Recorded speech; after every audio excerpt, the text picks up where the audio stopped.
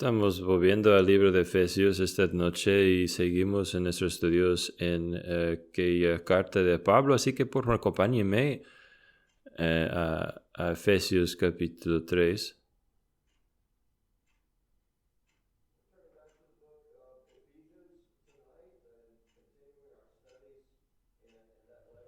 Efesios 3. Y estamos llegando a aquella sección, a fin de Efesios 3, en que Pablo está orando. Pablo está orando y está orando por los efesios. Y hay dos peticiones principales aquí, dos cosas principales en que está orando. Y vamos a estar viendo la primera petición esta noche. Y así que estamos leyendo desde el versículo 14 hasta la mitad del versículo 17, la primera de esas dos peticiones grandes que Pablo lleva a Dios. Vamos a escuchar esas palabras empezando el versículo 14.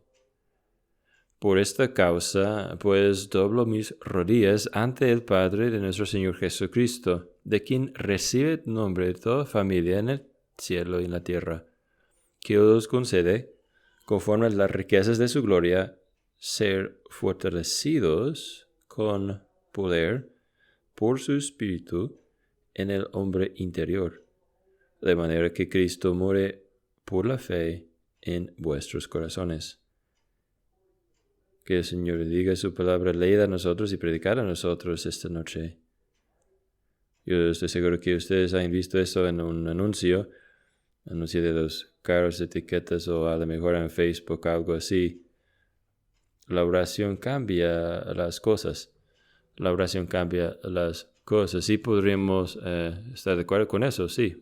Sí, exactamente estamos de acuerdo que Dios nos dice eso. Dios usa la palabra para cambiar las cosas. Y yo quisiera modificar un poco esa frase aquí esta noche y decir esto, que hay ciertas oraciones que deben cambiarnos a nosotros.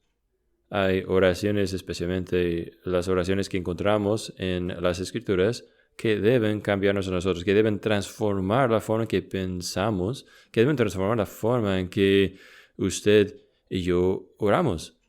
Es algo, ¿no? Pensar en cómo, qué tan influidos somos, influenciados somos por la oración de otras personas, y puede ser algo bueno, ¿no? Pero a lo mejor debemos ser menos influidos o influenciados por la oración de otras personas y más ser más influidos o cambiados por las oraciones que encontramos en las Escrituras. Y aquí esta noche encontramos a Pablo orando, y claro, es una oración verdadera, está orando por los efesios, pero a la vez también está mostrando a nosotros lo importante, qué es importante y para qué debemos orar, dándonos un modelo, un patrón en cuanto a cómo debemos orar. D.A. Carson lo pone de esta forma. Él dice, para estudiar las oraciones de Pablo es recibir un llamamiento a reformación espiritual. Así que mientras vemos esta noche la oración debemos ser espiritualmente reformados en la forma en que pensamos en la vida y cómo pensamos cuál es importante en la vida, qué es lo tan importante para que oremos esas cosas, ¿no? Y recordamos lo que nos dice las Escrituras, ¿no? No sabemos cómo orar. Hay humildad que debemos con que debemos tener mientras venimos a ese tema. No sabemos exactamente cómo siempre orar. Y los discípulos dijeron a Jesús, enséñanos cómo orar por causa de esto, ¿no? Así que queremos ser oidores y estudiantes de lo que Pablo y el Señor nos están enseñando esta noche. Así que 3 cosas aquí, simplemente la necesidad, el propósito y la fuente. La necesidad. ¿Cuál es la necesidad en la primera petición? Bueno, la necesidad se encuentra aquí en las páginas, las palabras más bien del versículo 16. Necesitamos ser fortalecidos con poder por el Espíritu en el hombre interior. Necesitamos ser fortalecidos con poder en el hombre interior. Ahora es difícil perderlo, el enfoque espiritual de la oración de Pablo. Él ciertamente no enseña contra orar por necesidades espirituales, las cosas físicas, salud, etc. Pero el enfoque de Pablo aquí, más de todo, es una necesidad espiritual, ¿no? Él ora por fortalecimiento, no en el hombre exterior, sino en el hombre interior. Esas dos frases, hombre exterior y hombre interior, a lo mejor causa que pensemos en la palabra de Pablo en 2 Corintios capítulo 4, donde Pablo dice que el hombre exterior está pereciendo, está desapareciendo, pero el hombre interior está siendo renovado día tras día. El hombre interior es el centro de nuestro ser espiritual, nuestra alma, nuestra vida, nuestra conexión a Dios, nuestro ser espiritual. Y aquí es lo que está enfocado Pablo. Así que esto no es el tipo de fuerza que usted gana por en Planet Fitness, en un gimnasio, sino es la fuerza que solamente Dios le puede dar. Yo me pregunto si usted ha pensado algún día en el hecho de que el hombre más fuerte en la Biblia, físicamente, era probablemente, espiritualmente, el más débil, ¿no? Entre creyentes. Sansón, claro, es quien estoy hablando, ¿no? Aquí Pablo está poniendo más en enfoque en nuestra necesidad de tener fuerza espiritual. Nos dice que es un asunto de necesidad urgente. Usted puede ser físicamente fuerte, pero aún así espiritualmente muy débil.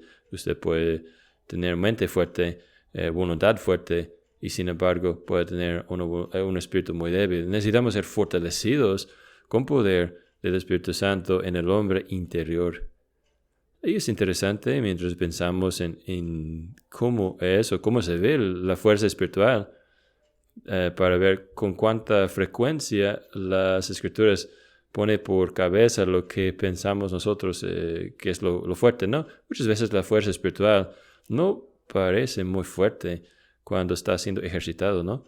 Podemos recordar a Pablo en la forma que él habla de la espina en su carne, ¿no? Recordamos eso de 2 Corintios, capítulos 12, dice 3 veces rogué al Señor para que me dejaría eso dolor, pero el Señor me dijo, mi gracia es suficiente para ti, porque mi poder es perfeccionado en debilidad. Así que Pablo toma de ahí. Así que voy a jactarme aún más con felicidad de mis debilidades, para que el poder de Cristo yazca sobre mí. Y sigue a decir, estoy contento de ser débil, porque cuando estoy débil, luego soy fuerte. Así que Pablo nos dice que puede ser que parezcamos débiles al mundo, pero podemos tener esa fuerza espiritual que Pablo está pidiendo aquí. Que tengamos, ¿no? Que los efesios tendrían. Así que Pablo dice, pues aquí está la gran necesidad que tenemos, unas pocas cosas que pide Pablo por los efesios aquí en este libro, una gran necesidad que ellos tienen. Y ese es el caso, ¿no? Entre más que nos demos cuenta de que el pecado es nuestro gran problema y que la gracia de Dios es nuestra necesidad más grande, nos damos cuenta que esto es algo que necesitamos ser fortalecidos por poder en el Espíritu Santo en el hombre interior. Así que, ¿por qué es una necesidad tan urgente? Bueno, podríamos contestar eso de diferentes formas. Yo vi algunas diferentes fuentes para ver cómo es que diferentes predicadores del pasado han entendido ese pasaje. Martin Lloyd Jones, el predicador británico famoso, tiene buenos instintos de un predicador, y nos da los 4 Ds. Todos nos gusta eso, ¿no? Una literación. Él dice, nosotros necesitamos fortalecidos porque tenemos dudas, tenemos depresión, tenemos espíritu como que no afinado, un espíritu dormido, y por causa del diablo, ¿no?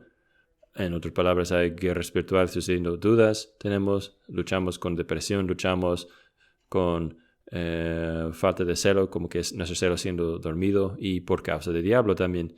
O Andrew Fuller, el bautista antiguo, lo contesta diferente. Dice, necesitamos fuerza porque solemos tanto a hacer nuestros deberes religiosos de una forma muy superficial. Solemos acercarnos a las cosas sagradas, las cosas que deben emocionar nuestros corazones y emocionar nuestro celo, y acercamos las cosas de Dios con una forma muy superficial, y por eso necesitamos fortalecidos, porque nosotros luchamos a luchar contra resistir las tentaciones. Somos como la esposa de Lot.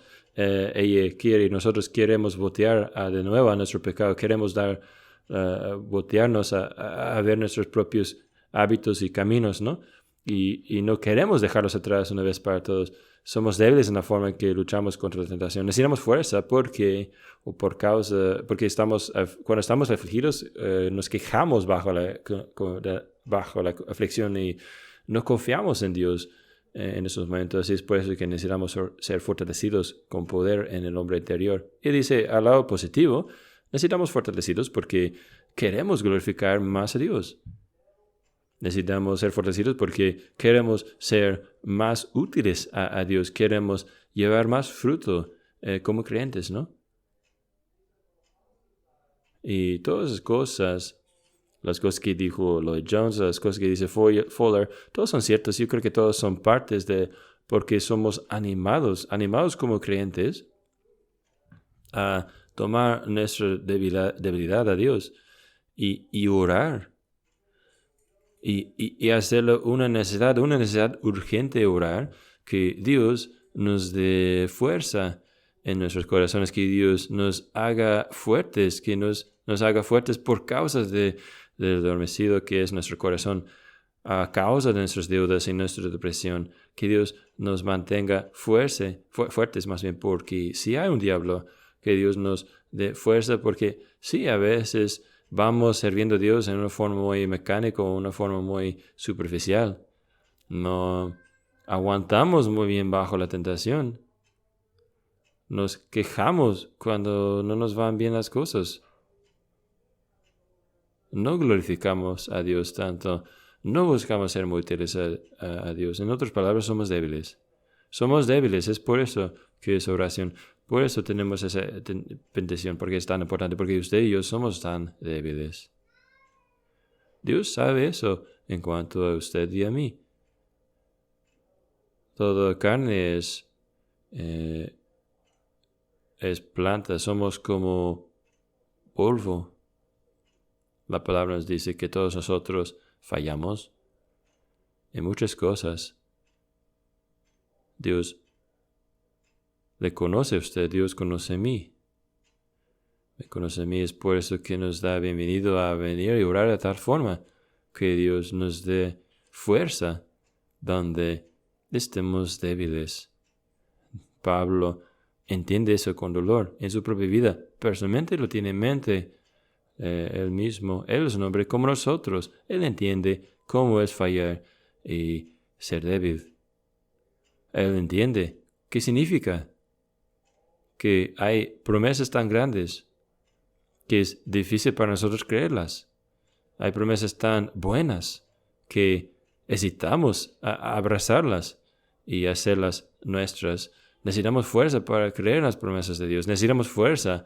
Hay llamamientos a arrepentirnos que son tan radicales. Si su ojo derecho le causa pecar, quítetelo. Llamamientos a arrepentirnos que son tan radicales que necesitamos fuerza para poder quitarnos el pecado y dejarlo atrás. No ser la esposa de Lot y seguir volteándonos viendo hacia atrás y caer uno y otra vez en el mismo hoyo, mismos hábitos uno y otra vez. Nosotros necesitamos fuerza para evitar esas cosas. Necesitamos fuerza para creer. Necesitamos fuerza para arrepentirnos. Necesitamos fuerza para hacer las buenas obras que Dios nos ha llamado a hacer. Dios sabe esto de nosotros. Dios sabe que a veces somos tan rotos por circunstancias, tan tristes por los problemas que nos enfrentan, que estamos listos a dejarnos por vencidos. No tengo la fuerza. No puedo seguir adelante. No hay progreso, no hay avance para mí en la iglesia, en la vida cristiana. Pasamos por los momentos, pero no hay vida ahí. Dios sabe eso en cuanto a usted. Es por eso que le da esta oración, que ore. Ayúdame, fortalézame, Dios, con poder por tu Espíritu. en el hombre interior. Hay una necesidad. Y el Señor quiere que reconozcamos la necesidad en nuestro propio corazón. Y cuando no oremos así, no estamos reconociendo algo que es fundamental sobre nuestra condición actual. No estamos reconociendo que somos débiles en nuestra fe, somos débiles en nuestro andar con el Señor. Y si reconocemos que somos débiles y no oramos en cuanto a eso, ¿qué es lo que nos dice de nosotros? Nos dice que somos débiles y no nos importa que estamos débiles. Pero aquí está Pablo diciéndonos, vengan, vean aquí, en esta petición, vean esta petición, la promesa que Dios va a contestar y suministrar lo que te falta. Aquí es la necesidad. Pero luego hay, no solamente hay necesidad, pero también hay propósito, ¿no? Hay un propósito, meta. Y el propósito es para que Cristo more en nuestros corazones. Es lo que dice el versículo 17 en la primera mitad de ese versículo, ¿no? Que mientras nos fortalece con poder por Espíritu en el hombre interior, que Cristo more más en nuestros corazones por la fe. Ahora, aquí tenemos una declaración que nos puede confundir mucho, ¿no? Porque ¿cómo es que, o a lo mejor respondemos ese lenguaje diciendo, espérame un momento, eso es lo que cuando llegamos a ser cristianos, ¿no?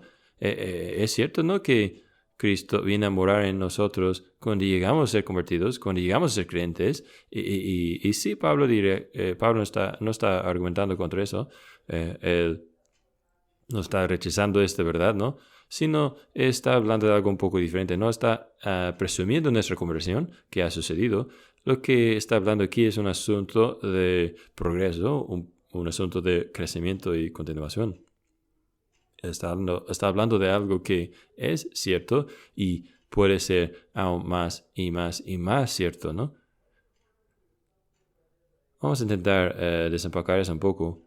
Podemos observar previamente que esa palabra morar aquí, que more, es una palabra fuerte, ¿no? No es una palabra que podría hablar de alguien que nada más viene a visitar una noche en su casa o se quede con usted una semana. Es una palabra que habla de hacer su propia casa.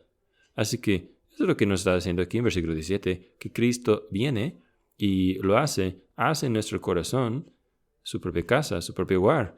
Hace a nuestros corazones su morado, su hogar permanente. Para decirlo de otra forma, estamos hablando aquí de Cristo siendo formado en usted. Algunos de ustedes conocerán ese libro antiguo del puritano Henry Scougal, La vida de Dios en el alma del hombre. La vida de Dios ha venido a habitar o morar en el alma del creyente. Aquí está Cristo por su Espíritu. Ha venido a ser su hogar adentro del creyente. Pero lo que Jesús está diciéndole a ustedes aquí, está diciendo, cuando vengo a hacer mi corazón, mi casa en su corazón es un desastre y necesita mucho trabajo. Usted puede pensar en sus propios abuelos, ¿no? Y si sus abuelos son como los míos, cuando pienso en mis abuelos, yo pienso en el hogar en que ellos vivían, ¿no?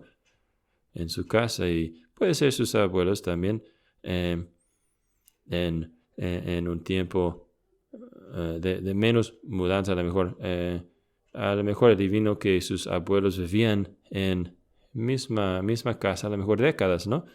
Y puede ser que aquella casa y ellos casi llegaran a ser como en una relación simbiótica, ¿no? Todo en cuanto a aquel hogar o casa como que respiraba a ellos, ¿no? Ellos completamente, ¿no? Identificaban como ellos. Y claro, no era cierto siempre para ellos. Ellos cuando apenas se mudaron, primeramente cuando se mudaron, a lo mejor cuando primeramente se casaron y se mudaron a esa casa, puede ser, esa casa no se sentía todavía para ellos hogar y puede ser tardaron meses y años hasta décadas de mejorar el hogar y actualizarlo y trabajando para que llegue a ser justo como ellos quisieran, para que se sintiera completamente como su hogar. Algunos de ustedes, quienes se han mudado varias veces, ustedes saben cómo es eso, ¿no? Tarda un ratito en que nueva casa llegue a sentirse como hogar, ¿no? A lo mejor todavía no siente como hogar hasta que pueden poner todos los cuadros, las fotos en la pared, ¿no? O hasta que hayan roto algunas cosas, ¿no? En la casa, o haya usted dejado su marca en aquel lugar y ahora se siente como le corresponde, como su hogar. Es un poco aquí de lo que estamos hablando, ¿no? El Rey de Reyes y el Señor de Señores,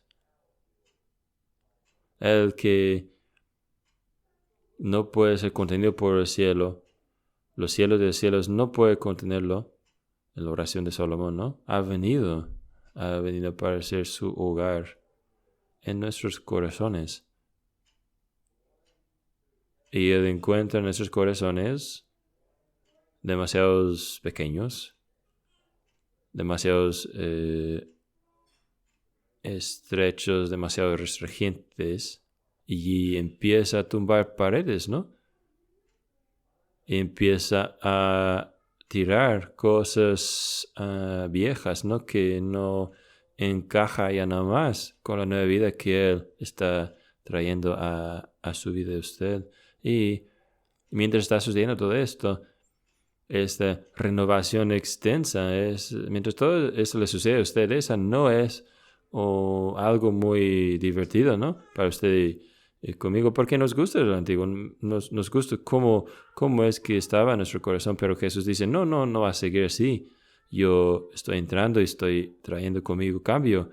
Y mientras está sucediendo ese cambio, es parte de por qué la vida cristiana puede ser tan difícil. Porque Cristo ha mudado y está empezando a renovar, está cambiando las cosas en cuanto a usted, y aquellos cambios muchas veces son difíciles de tragar, ¿no?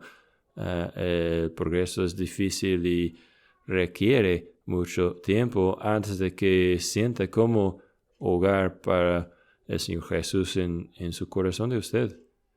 Y es, claro, el privilegio más glorioso que podríamos imaginar, ¿no? Que el Rey de Reyes y Señor de Señores, nuestro propio Salvador Jesús, vendrá y morará en nosotros, haciendo su hogar en nuestros corazones, pero no es una cosa fácil. Así que ese debe ser uno de los ánimos más grandes de nosotros que hay, que Jesús mora en mi corazón. Jesús no solamente está ahí un fin de semana, no solamente está ahí probando un ratito, no va a cambiar de opinión y dejarlo. Es su hogar ahora. Él lo ha hecho su hogar. Él está morando ahí, como dice el versículo 17. Pero aquí es donde muchos de los cristianos, la gente que quisieran ser cristianos, se equivocan. Ellos piensan que la presencia de Jesús en su vida es algo estático, algo que no se cambia, que Él se muda y congela ahí y todo sigue como si nada, según sus propios planes de usted, y nada cambia. Pero, ¿cómo es que el Señor vivo de gloria, cómo puede entrar y ser algo estático, algo que no se cambia, algo, cómo es que puede morar en su corazón y todo sigue igual? No, habrá transformación radical, ¿no? Habrá renovación completa, plena, habrá cambio, y no será fácil, pero será glorioso, porque su amor y su gracia vienen a estar siendo derramados a nuestras vidas, ¿no? Y Él necesita más espacio para que pueda operarse su amor y su gracia en nosotros. Así que Él está tumbando paredes. Así que este es el propósito de meta de nuestra oración, ¿no? Que Jesús siga conformando su corazón más y más en su propia imagen, que Él siga transformando nuestro corazón más y más en un morado que corresponde al Jesús Santo. que nuestros corazones podrían corresponder a Él, que nuestros corazones podrían sentirse como hogar a Él. Y claro, cómo se ve esto es una vida nueva, renovada, que esté enfocada en la santidad de Dios y persiga santidad para ser como Dios.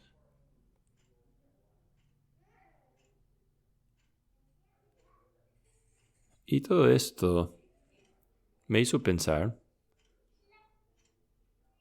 esto es una idea muy diferente, ¿no? Radicalmente diferente de cómo se ve fuerza y poder. Usted piensa un momento en cómo ve, cómo es que considera el mundo, qué es lo fuerte, ¿no? Si usted es fuerte, si usted es poderoso, ¿qué es lo que hace? Bueno, usted le pone primero a usted, ¿no? Haces tu voluntad, que se ha hecho mi voluntad en tal situación, ¿no? Ganas a los demás, ¿no? Conquistas a los demás si es necesario para poder asegurar tu propia voluntad, o por lo menos tienes esa capacidad, o solamente el miedo de tu fuerza, por eso la gente te hace caso, ¿no? Pero no es así con el cristiano, ¿verdad? Y en el poder de Dios, obrando en la vida creyente, no se ve así para nada. No parece como usted ganando a los demás por su propio poder. ¿Cómo se ve entonces? ¿Cómo se ve parecer su corazón un hogar digno de Cristo? Bueno, se ve. ¿Cómo se ve?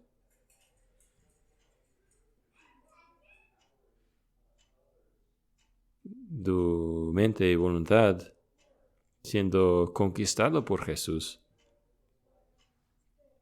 Su mente y voluntad siendo subyugado a su voluntad, sometido a su voluntad.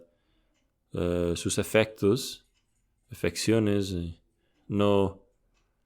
ya no orbitando enfocado en su propio corazón, sino orbitando a su corazón de Él, su amor hacia Él, más allá de su propio amor hacia su amor hacia sí mismo. Es por eso que Pablo, que Pablo puede gloriarse en debilidad, porque en su propia debilidad el poder de Dios se manifiesta, porque nadie hace eso solo. Nadie acepta el sufrimiento, nadie acepta debilidad de tal forma, a menos que la gracia de Dios yazca sobre ellos. Así que este es el meta, ¿no? El gran propósito de la oración. Yo me pregunto cuántas veces ese aún está en nuestro pensar mientras oramos, ¿no? Señor, yo quiero ser hombre, nosotros llevamos a Jesús en todo tipo de maldad, ¿no? Nosotros llevamos a Jesús en todo tipo de pecado y tonterías, ¿no? Y Él viene con nosotros, porque Él ha prometido estar con nosotros y nunca dejarnos ni abandonarnos. Pero, ¿cuántas veces pensamos en nuestro hogar, en nuestra propia vida cristiana? ¿Cuántas veces estamos pensando, yo quiero que mi corazón sea un hogar correspondiente y adecuado para mi Salvador que está conmigo ahora mismo?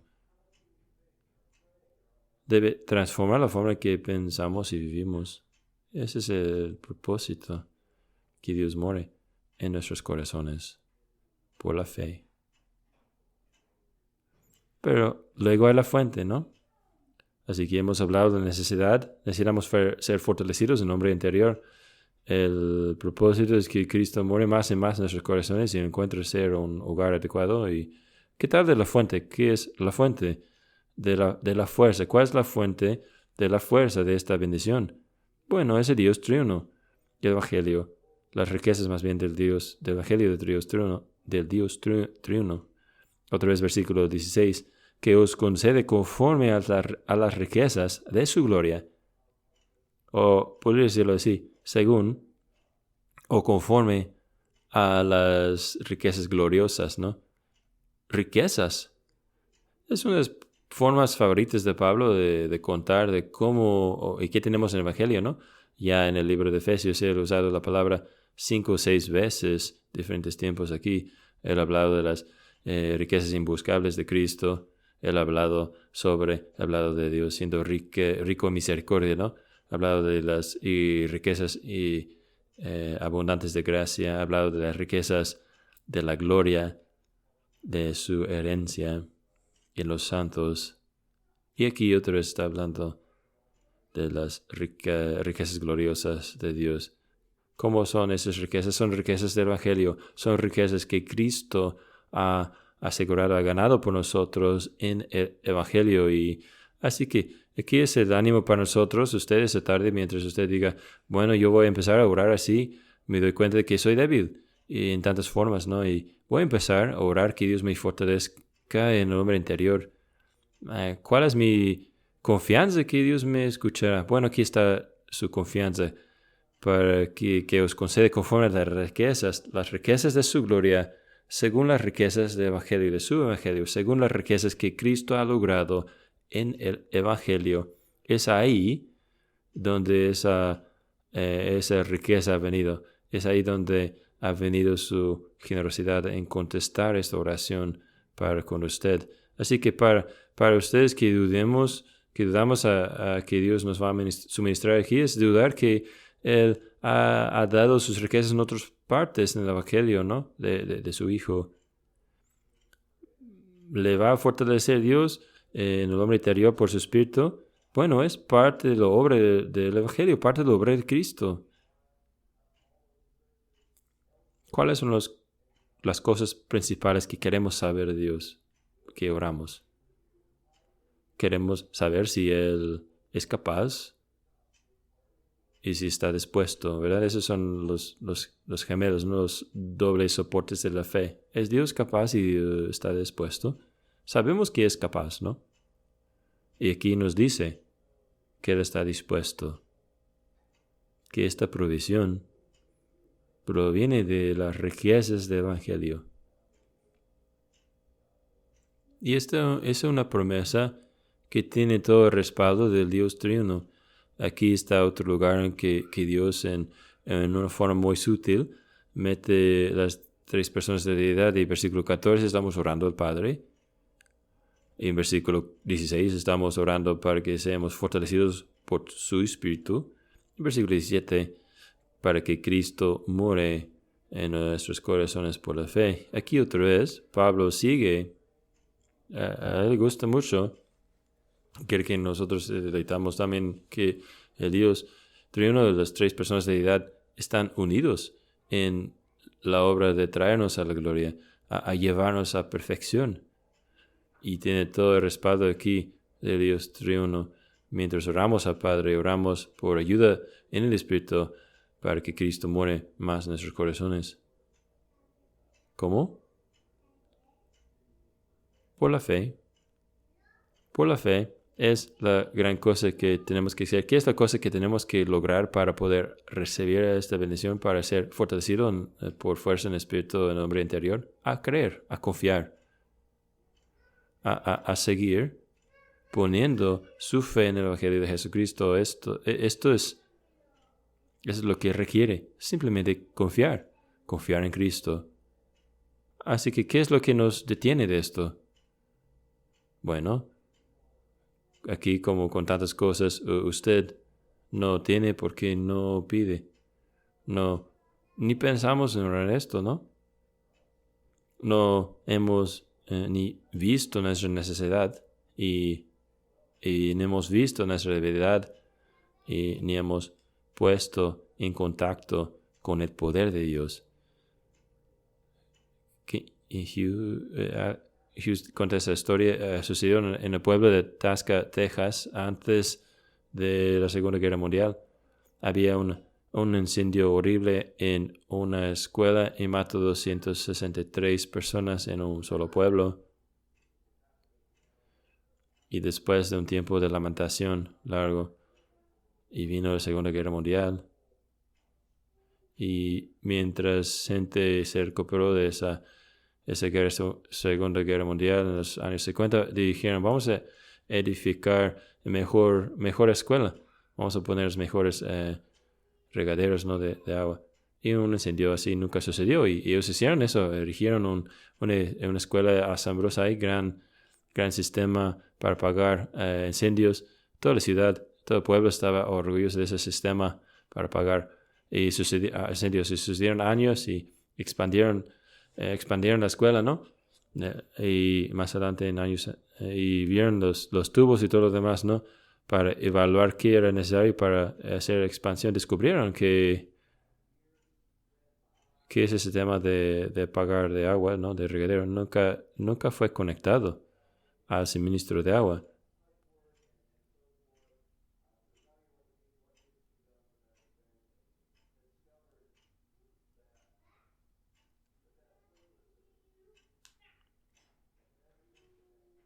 Nosotros tenemos un gran Dios quien nos ha conectado a nosotros. Creo que fue John Piper que dijo lo que sucede en la oración es que nosotros hacemos vínculo, conexión a nuestro alambre sin vida, a la fuente de poder más grande en el universo. Es lo que sucede en la oración. Y que el Señor nos haga un pueblo que ore. Que el Señor nos haga un pueblo que ore sobre las cosas que sí son importantes, los más importantes, ¿no? Y claro, que tan grande que es el mundo, así es, tan grande que puede ser nuestras oraciones, ¿no? Pero que Dios nos haga un pueblo que ore más sobre las cosas que son más importantes. Dios, que nos haga, Dios, una iglesia, como en el libro de Hechos que nos dice, ¿no? Ahí en el principio de aquel libro, el Señor dice a sus apóstoles que ustedes recibirán poder cuando el Espíritu Santo haya venido sobre ustedes. Así que los apóstoles se sentaron esperando y ellos oraban mientras esperaban. Y vino el Espíritu Santo sobre la iglesia. ¿Cómo sabemos que vino sobre la iglesia el Espíritu Santo? Sabemos por qué. Había valentía, había fidelidad, había gozo, había vida. Y a través de todo el libro de Hechos vemos al pueblo de Dios enfocado 1 y 3 en la oración. Y Dios contestando, Dios dando vida a su pueblo. Que Dios nos haga a nosotros una iglesia parecida, ¿no? Que Dios nos haga un pueblo que vemos nuestra propia debilidad para que podremos buscar a la fuerza de Dios y saber que Dios mismo está listo, saber que Dios mismo está listo, disponible con todos sus recursos. Y mientras oremos por fuerza, mientras vemos a nuestras propias necesidades, mientras nos damos cuenta de que somos débiles en tantas áreas y que fallamos a Dios en tantas formas, que Él es fiel a proporcionarnos fuerza y poder a su pueblo, a buscar al Señor y encontrarlo, dándonos vida, poder, y que Él nos cambiará. La oración cambia las cosas. Por la gracia de Dios, pues que esta oración cambie cosas, que esta oración cambie a nosotros mientras aprendamos cómo orar, mientras seguimos siendo como los discípulos, diciendo a Jesús, Señor, enséñanos a orar. Y que nunca lleguemos a punto en que dejemos de preguntar. Por la gracia de Dios, que Él nos anime estando listo, disponible a escuchar nuestra oración. Cuando vemos nuestra propia debilidad, que podemos decir, oh Señor, fortalézame a mí con poder por tu Espíritu Santo en el hombre interior. Amén. Vamos a ponerse de pie mientras oramos, por favor.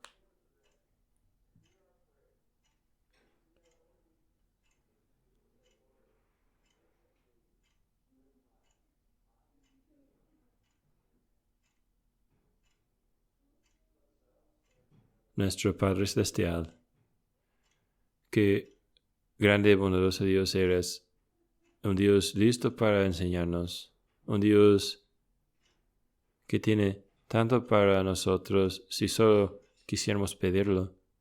Pedimos que podríamos estar conectados a ti y aún más y más en una forma más vital, que nos darías vida, que estarías mostrando brillando tu luz sobre nosotros, dándonos a nosotros tu fuerza, que nos digas a nosotros, búsqueme con todo su corazón, encuéntrame, para que yo podría derramar sobre ustedes bendición. Señor, pedimos que tú nos ayudes a ser un pueblo de fe y así un pueblo de oración, porque somos un pueblo de fe, y encontrarte disponible, listo para ayudarnos y darnos fuerzas. Señor, te necesitamos. Necesitamos ser fortalecidos con tu poder, por tu Espíritu en el hombre interior. Pedimos que sea así con nosotros aún más día tras día. Ayúdanos, Señor, a los lugares en que estemos más débiles. Pedimos esto en nombre de Cristo. Amén.